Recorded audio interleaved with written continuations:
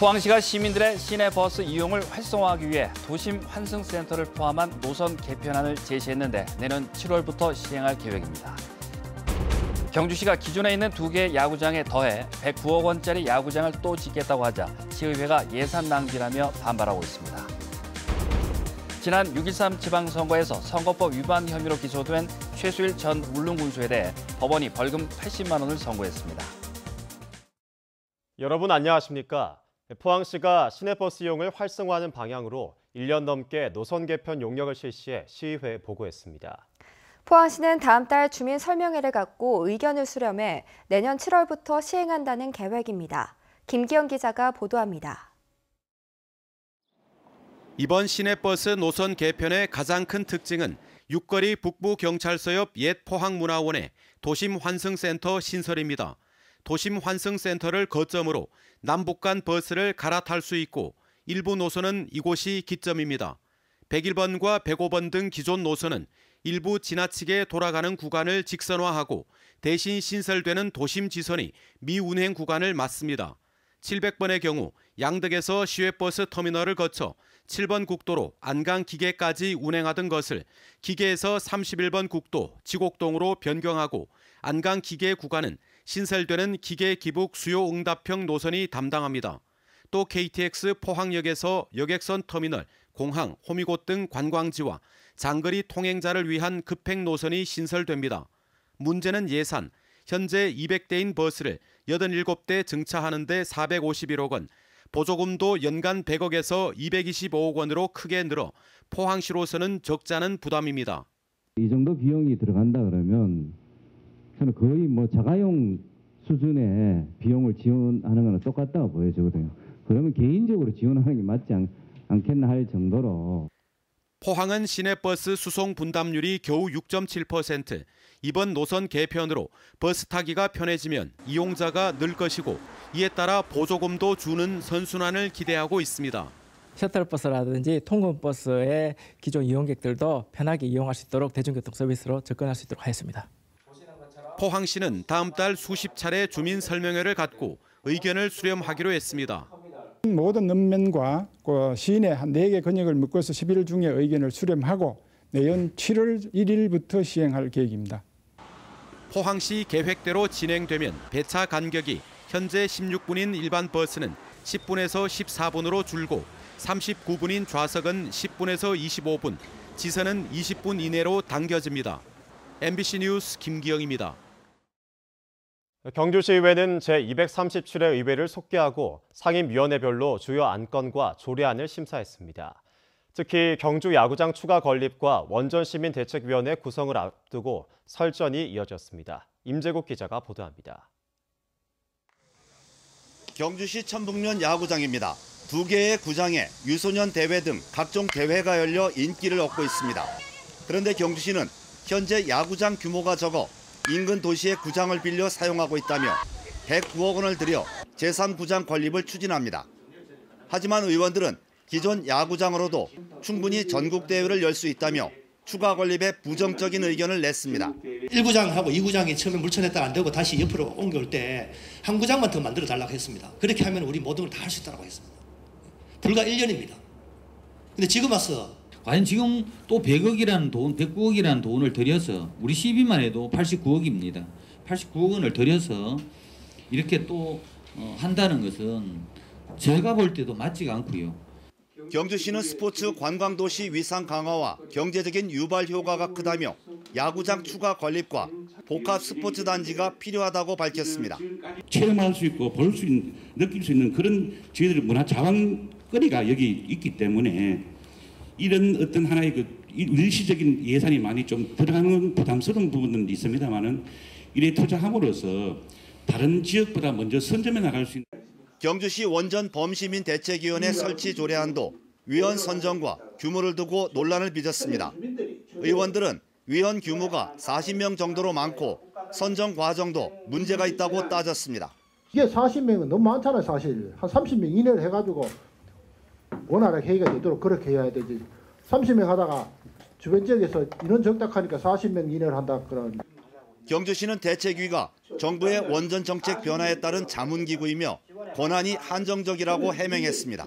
시민의 뜻을 하나로 모으자는 어떤 그런 취지에서 대책위를 만드는 것이지 거기에서 어떤 무슨 결정을 하고 보상에 대한 결정을 하고 뭐 그런 건 없습니다. 경주시 의회는 상임위별로 20건의 조례안과 안건 심사를 마치고 오는 29일 본회의를 열어 최종 의결할 예정입니다. MBC 뉴스 임재욱입니다. 대구지법 포항지원 제1형사부는 공직선거법 위반 혐의로 기소된 최수일 전 울릉군수에 대해 벌금 80만 원을 선고했습니다.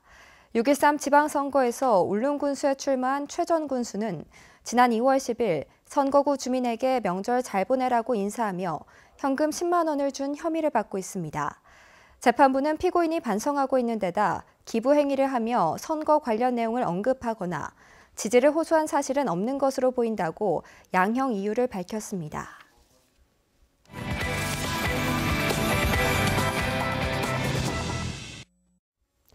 경주는 신라 토기의 역사를 간직한 유서 깊은 도자 예술의 도시인데요. 경주의 도예가들이 초대라는 주제로 전통과 현대가 어우러진 도자 예술로의 초대장을 보내왔습니다. 홍태균 아나운서가 전합니다. 흙과 불로 빚어낸 전통 기법의 도자기는 오래 봐도 은은한 멋을 풍깁니다. 현대인들의 생활과 문화를 반영한 도자기는 현대미와 전통미가 어우러져 멋스럽습니다. 경주 도예가 협회의 23번째 회원전으로 소중한 사람을 초대해 대접하고 싶은 찻잔과 술잔, 그릇 등을 전시 중입니다.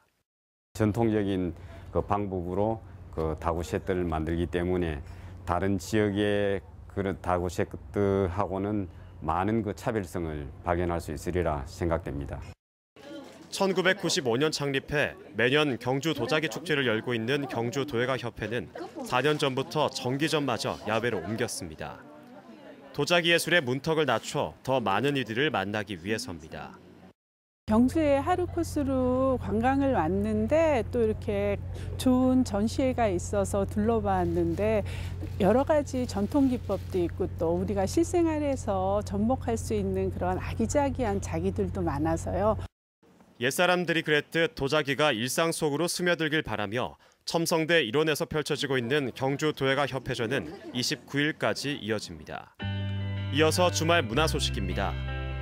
해오름 국악 교류 공연 창작 탈춤 12지신 해오름 유람기가 포항시청 대잠홀에서 열리며 창작 오페라 마담수로가 경주 예술의 전당 화랑홀에서 김동은 무용단의 포항을 춤추다가 포항 그린웨이 철길숲 음악분수에서 오늘부터 포항 중앙도서관에서 개최되는 도서관에 국화꽃이 피었습니다 행사에서는 화기예애전을 비롯한 다양한 전시와 프로그램이 펼쳐집니다. MBC 뉴스 홍태균입니다. 경주시는 오늘 화랑마을에서 관광종합개발계획 수립 용역 최종 보고회를 갖고 10년 동안 추진할 사업을 확정했습니다. 경주시는 한국관광개발연구원 용역을 통해 12개 전략사업 아래 불국사지구 연등 테마거리 조성과 산내 천주교 순교지 성역화, 보문단지 셔틀버스 도입, 그리고 관광 스타트업 기업 육성 등 61개 사업을 추진하기로 했습니다. 경주시는 지난해 11월 착수보고 이후 중간보고회와 1차 최종 보고회 등을 거치면서 내용을 수정 보완했습니다. 포항 스틸러스가 내일 오후 2시 포항 스틸야드에서 제주를 상대로 K리그1 34라운드 경기를 치릅니다. 현재 승점 47점으로 리그 5위를 달리고 있는 포항은 올 시즌 남은 5경기 결과에 따라 리그 4위까지 주어지는 아시아 챔피언스 리그 티켓 확보가 가능하기 때문에 치열한 승부가 예상됩니다. 포항은 올 시즌 제주와의 3차례 대결에서 한 번도 이기지 못해 이번 홈 경기에서 반드시 승리하겠다는 각오입니다. 경북 동해안 지역에 흩날리던 비는 오늘 밤 대부분 그치겠습니다. 주말인 내일 강한 바람에 낮 기온도 뚝 떨어지겠습니다. 울릉도와 독도에는 강풍주의보가, 동해 남부 먼바다에는 풍랑주의보가 내려졌습니다. 안수진 기상캐스터입니다. 오늘 한 차례 가을비가 땅을 적시면서 추위도 성큼 다가왔습니다. 10월의 마지막 주말인 내일은 구름 많이 지나는 가운데 아침 기온 8도에서 10도로 오늘보다 2도가량 낮게 출발하겠습니다. 낮 동안에는 바람이 강하게 불면서 기온이 크게 오르지 못하겠는데요. 낮 기온 14도에서 16도로 올 가을 들어 가장 춥겠습니다. 외출 시에는 더 도톰한 외투 챙겨 입고 나오시기 바랍니다. 강한 바람에 울릉도와 독도에는 강풍주의보가 발표됐고요. 동해 먼바다로는 풍랑주의보가 내려졌습니다. 시설물 관리와 더불어 바닷길 이용하시는 분들은 각별한 주의가 필요하겠습니다.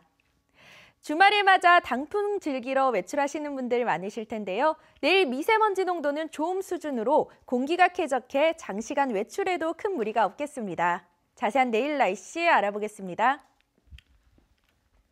내일 가끔 구름 많겠습니다. 아침 기온 8도에서 10도, 낮 기온은 14도에서 16도입니다. 울릉도와 독도에는 구름 많이 끼겠습니다. 아침 기온 울릉도 11도, 독도 13도, 낮이 되면 울릉도 14도, 독도 15도입니다. 동해상으로는 구름 많이 지나겠고 바람이 매우 강하게 부는 가운데 동해 중부 해상에는 오전 한때 비가 오겠습니다. 바다의 물결 동해 전해상에서 최고 4m까지 일겠습니다. 내일부터는 북쪽에 찬 공기가 유입되면서 점차 기온이 떨어져 춥겠습니다. 날씨였습니다. 포항고용노동지청과 경주시가 공동 주최하는 경주시 취업박람회가 오는 30일 경주 실내체육관에서 열립니다. 경주와 포항 지역의 기업 80개 업체가 참가하는 이번 박람회에서는 참여 기업 절반에 달하는 40개 업체가 현장 면접을 실시하고 나머지 업체는 게시판 구인 구직을 통해 간접 채용에 나서 전체 채용 규모는 300명 정도가 될 예정입니다. 행사장에서는 이력서 클리닉, 직업 심리 검사, 진로 상담 등 취업 관련 프로그램도 함께 제공합니다. 포스코 청암재단이 올해 포스코 사이언스 펠로십 32명을 선발해 2에서 3년간 7천여만 원씩의 연구비를 지원합니다. 포스코 사이언스 펠로십에는 반도체 내부 스핀제어 기술을 개발한 고려대 공수연 교수와 발암유전자 연구 분야의 연세대 박현우 교수 등 신진 교수 23명과 박사과정 학생 등이 포함되어 있습니다. 포스코 사이언스 펠로십은 국내 최초의 민간기업 기초과학자 육성 프로그램으로 2009년부터 307명의 학자에게 186억 원을 지원했습니다. 지난 3년간 대구 경북 국공립대학에서 발생한 비리는 19건에 부패 금액은 9억 5천만 원에 달하는 것으로 나타났습니다. 김현아 의원이 교육부에서 받은 자료를 보면 경북대가 예산외 목적 사용 5억 6천만 원 등 13건에 9억 원으로 가장 많았고 금호공대가 공금 횡령 900만 원 등 3건에 3,700만 원으로 뒤를 이었습니다. 대구 경북 과학기술원도 금품 수수 80만 원 등 3건에 300만 원의 비리가 적발됐고 안동대는 단 한 건의 비리도 발생하지 않은 것으로 나타났습니다.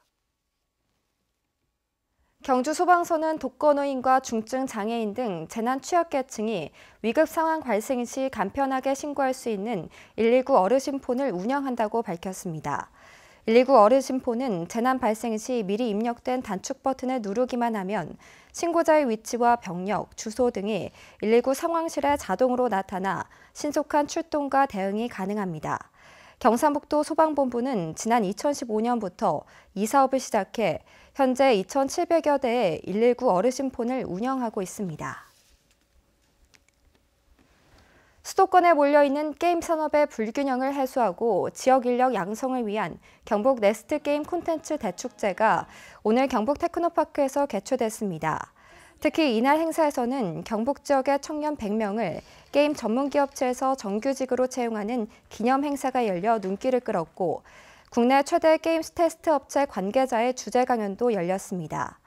경상북도는 게임 개발 생태계 조성을 위해 게임 콘텐츠 기업의 입주 공간을 제공하는 등 다양한 지원 사업을 하고 있습니다. 이상으로 포항 MBC 뉴스데스크를 마치겠습니다. 여러분 고맙습니다.